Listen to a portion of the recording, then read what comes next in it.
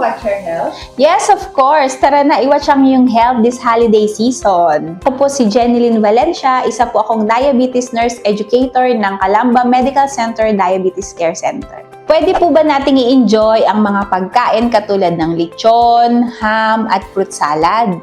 Yes, pwedeng-pwede po nating i-enjoy ang mga pagkain na yan. Basta po in moderation at kung ano po yung napag-usapan yung serving ng inyong nutritionist dietitian na isang diabetes educator din po. May tips po ba kayo para maiwasan ang sobrang pagtaas ng blood sugar ngayong Pasko? Of course, meron po tayong tips dyan. Unang-una, kailangan po natin magkaroon ng physical activity. So, mabuburn po natin yung mga sobra-sobra po natin kinain and doon po ma-stabilize po natin yung blood sugar natin.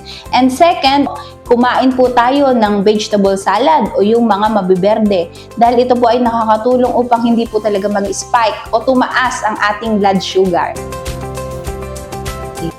Pwede ko po bang i-skip ang gamot habang kumakain ng marami? Mas kailangan mo pong i-take ang iyong gamot lalo na ngayong holiday season dahil dyan po maaring tumaas po talaga ang iyong blood sugar.